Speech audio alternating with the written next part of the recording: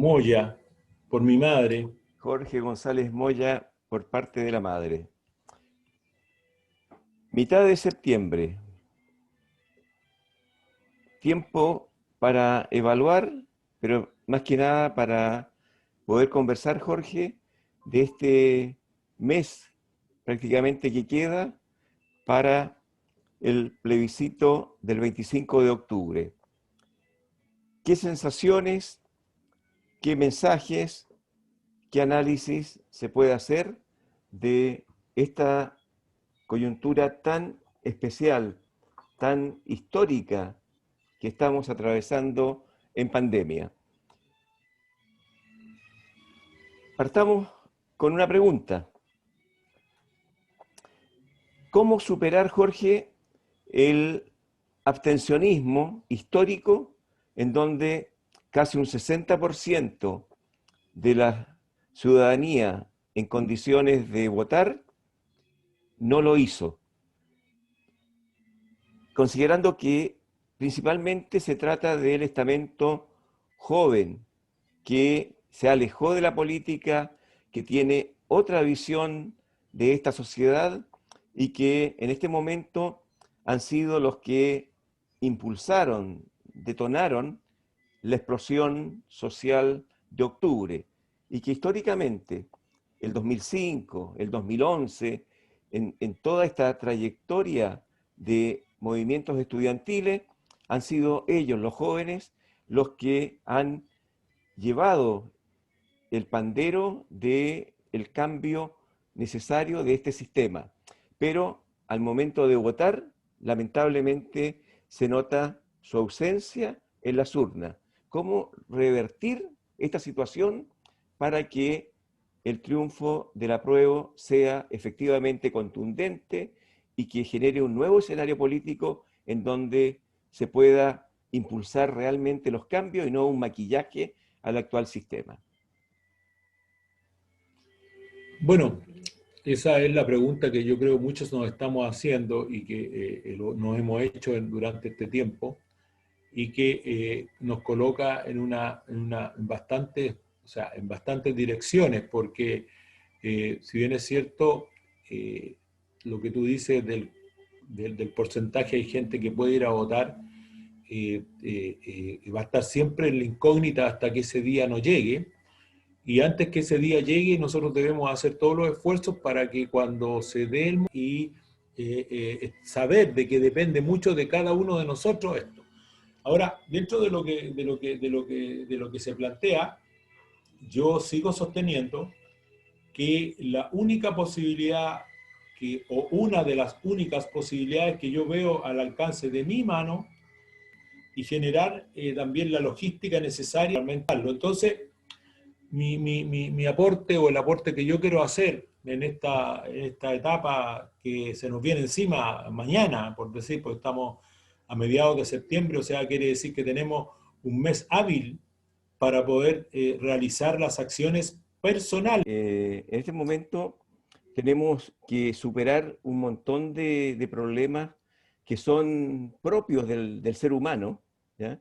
Tú marcaste varios, o sea, siempre hemos dicho el eslogan: el individualismo nos ha dividido, nos ha tronchado como sociedad.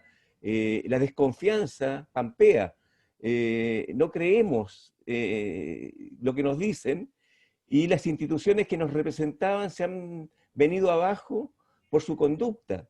O sea, si nosotros, existieron partidos políticos que representaban a un pensamiento de izquierda progresista, se vieron estafados cuando esos partidos se compraron el modelo, se vendieron al sistema y profitaron de él. Entonces, lógicamente, estamos en un momento en que hay que remecer las conciencias en términos de invocar, yo creo, el sentido común para demostrar que estas condiciones en que nos encontramos, sobreendeudamiento, desprotección, pensiones de hambre,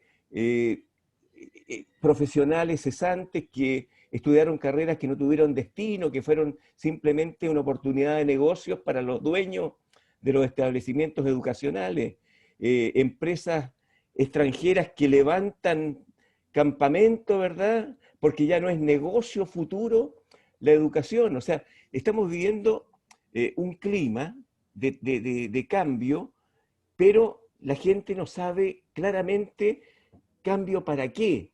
El problema es que nos pueden engañar con un cambio de solamente del envoltorio y sigamos en lo medular con las mismas formas de relacionarnos. Y esto tan ambiguo, tan ideal que es el bien común, hay que aterrizarlo a qué entendemos por el bien común de Chile en términos de tener algunos principios que nos enmarquen en un actuar de apruebo con conciencia, apruebo con memoria, apruebo con esperanza, pero también con capacidad de fiscalizar a quien yo mandato. No hay cheque en blanco en una convención constitucional a quienes nos van a representar en la redacción de la Constitución. Tiene que haber un trabajo, ellos son el puente, pero tiene que estar activa la civilidad entregando los insumos para que se defiendan los intereses de ese bien común. La experiencia ha sido muy negativa, la experiencia ha sido dolorosa. El movimiento social de octubre tiene todavía chiquillos presos, ¿verdad?, que estuvieron peleando en la primera línea. Tiene todavía profesores que están totalmente desamparados porque los operadores educacionales, ¿verdad?, han suspendido las clases y ellos han sido víctimas también de la cesantía y el desempleo. O sea, hay un cuadro muy, muy negativo que hay que revertir con una lucecita de esperanza, y esa única luz es la capacidad de tener un apruebo contundente. Bueno, creo que debemos de procurar establecer una hoja de ruta para los espacios que nosotros, donde nosotros estamos y podemos ocupar hoy día, sabiendo que la realidad se va a imponer en algún momento, que no va a ser la realidad que nosotros siempre queremos, va a ser una realidad que va a estar mediatizada por los acuerdos que se puedan lograr, va a estar mediatizada porque el virus y la pandemia logre permitir de que nuestro país y el mundo entre en no sé, pues en otro trato, que va a ser más complejo todavía porque los intereses son tantos los intereses que van a cruzarse en este nuevo escenario, que pensar en la utopía, claro, uno puede tomarlo desde la utopía, pero es mejor que lo tome desde las posibilidades reales que tenemos cada uno de los que estamos participando y que queremos dialogar y que abrimos estos espacios de conversación libre y lo más democrática posible, con una expresión periodística y con un movimiento periodístico libre que mañana tenga la grandeza de no llevarse la pelota para la casa y empezar a hacer de nuevo otras cocinas o a generar otras cocinas, que es lo que hemos criticado tanto. O sea, nos metimos, yo creo que se nos metió un poco en el ADN esto de cómo el CBA, cómo voy ahí. O sea, cómo yo ya después de esto, sí, pero a ver, al final, pero es que mi hija estaba allá y ahora no va a estar allá. O sea, empezamos a sacar cuentas personales. Cuentas personales, exacto. Y esas cuentas personales nos impiden, claro, llegar al acuerdo que quisiéramos, porque si yo empiezo a colocar, como te digo, lo que a mí me conviene para estar un poco mejor y poder seguir haciendo lo que hacía, seguir qué sé yo, pensar en que voy a seguir viajando a Europa, pensar que yo voy a seguir siendo la estrella en los matinales, pensar que yo voy a seguir siendo el dirigente que la llevo y que oculto información para que o de nuevo sea dirigente, o que me arreglo con los legisladores del momento para que pueda seguir siendo candidato, para que pueda bla, bla, bla. Entonces, Claro, por tenemos eso ese ahí gran... tú estás marcando justamente el sentido común, Jorge. El sentido Claro, común es es que eso. El el sentido sentido, común marca, lamentablemente, desde la gente, el sentido común marca justamente que tenemos que erradicar las malas prácticas, ¿verdad? pero Un país tenemos que erradicar, decente, claro. es un deseo tuyo, y hay que tratar que no se transforme No es en mío, lugar es de común. la gente no quiere más corrupción. Ahí viene el concepto, hay escuela económica y política que trata del bien común y hace prácticas correctivas. Fíjate, estando en un modelo capitalista salvaje, ¿ya? Se practican acciones que hay que extender, el comercio justo, el cooperativismo, el trueque solidario, el Barterhouse entre países. O sea, yo creo que hay competencias en términos de conocimiento, de experiencia, que lógicamente están invisibilizados. Y aquí cualquier cosa que sonara asociativo, Jorge, era vetado por el sistema, ¿ya? Porque asociatividad, Pero no solo vetado, Hernán, no no, solo vetado por perseguido, el sistema, destruido. vetado por nosotros mismos muchas veces cuando hacemos el CBA y cuando realmente teníamos Bueno, y que está llegando a compartir. la parte moral de que el hombre es el lobo del hombre. O sea, estamos, lógicamente, uno tiene que puede tomar dos posiciones, el lobo del hombre o el principio de la buena fe, en términos de que realmente si hay un orden que se practique con el ejemplo, donde el representante popular, ¿verdad? Un diputado, un alcalde, no tiene por qué ganar más que un jefe de servicio, un jefe de departamento, un alcalde. O sea, el tema de justicia es establecer un escalafón de ingreso donde exista un parangón, o sea, donde no puede ser que un senador corte 25 palos, 25 millones de pesos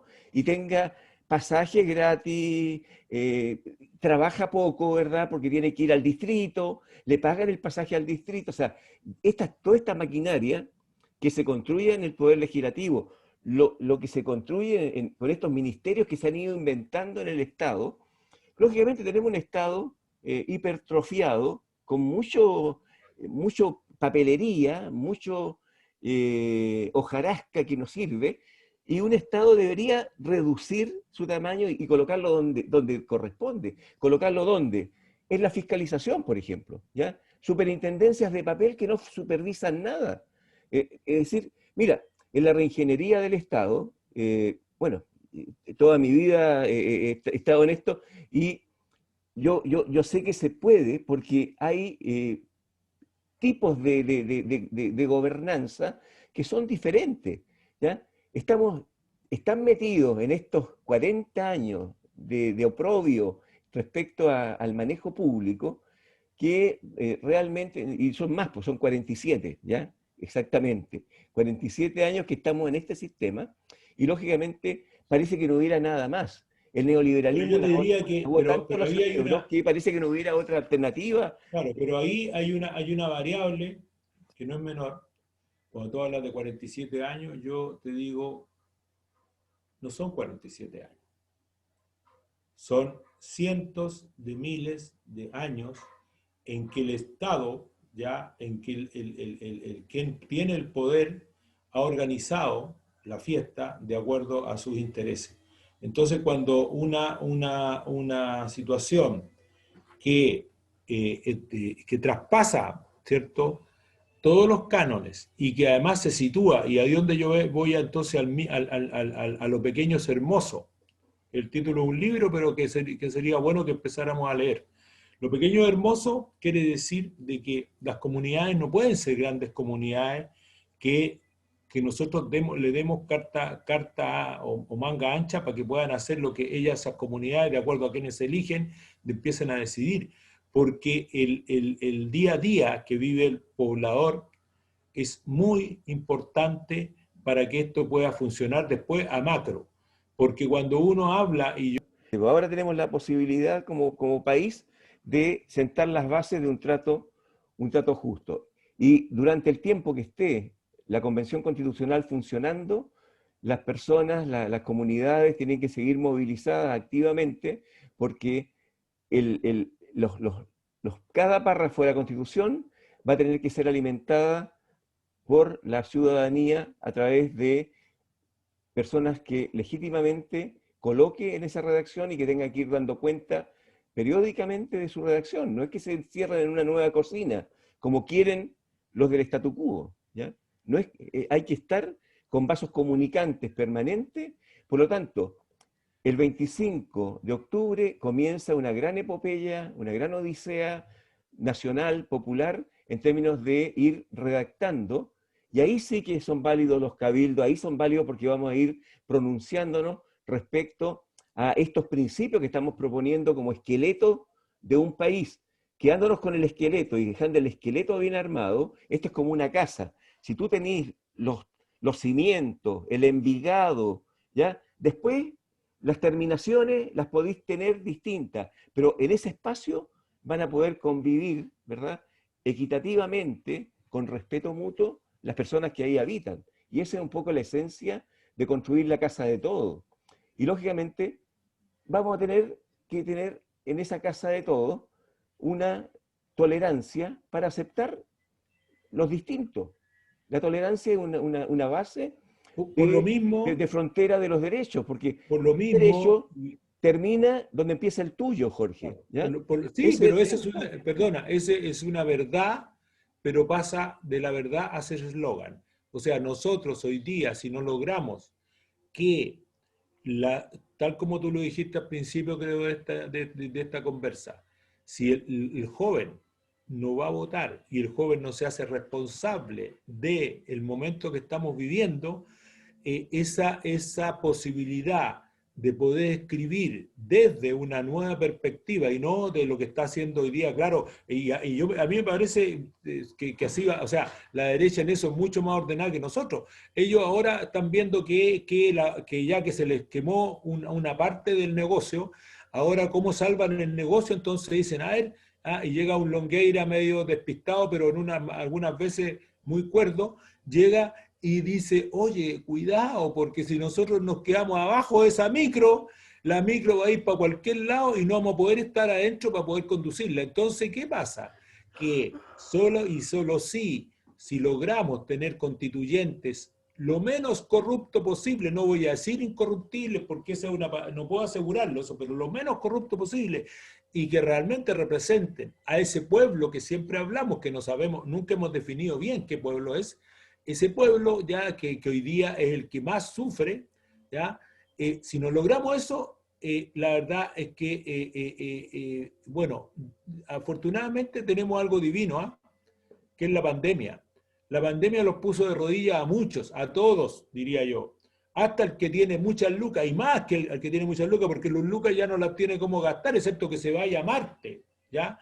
Que es lo que puede a lo mejor armarse una navecita para Marte porque tiene tantos millones y millones de trillones de dólares, pero eso no es la solución. Entonces yo, ¿cómo se llama? Lo que yo, con esto termino, es, ojo, papás o gente que nos va a ver en este programa, si no haces tu pega y no logras llevar a tu hija a votar, que dice que va a votar por el apruebo, y realmente el cabro como llegó enfermo curado en la noche, o se pegó unos pitos de marihuana, al final no se levantó y no fue, ese voto y esa persona que se pierde en ese minuto, ya nos va a pasar la cuenta nuevamente.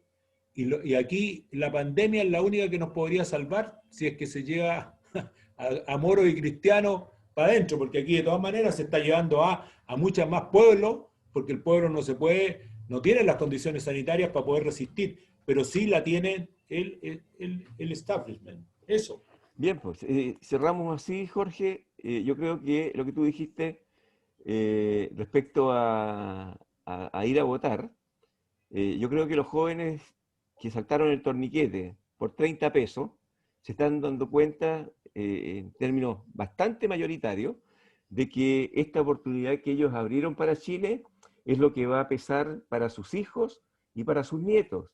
Ya no están viendo hacia atrás, no están con el retrovisor, están mirando al futuro.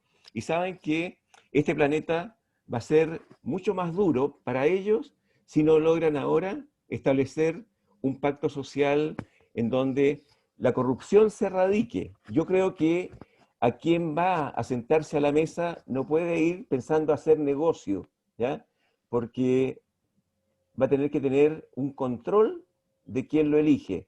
Y la accountability, ¿verdad? La rendición de cuentas, como te dije, tiene que ser un método establecido para que semana a semana vaya informando a las bases sociales, a quienes lo eligieron, de cuál es la marcha y cuáles son las diferencias, qué se está transando en el fondo, porque hay que negociar las redacciones finales, y ahí es donde está la letra fina y tenemos que tener personas íntegras, ¿ya? Ese es un requisito sine qua non, ¿verdad? Personas íntegras que sean idóneas para poder mantener un consenso, ¿verdad? Construir un consenso defendiendo aquello que es irrenunciable para el pueblo. Y esa parte la que tienen que llevar como rayado de cancha los mandatarios a la constitucional.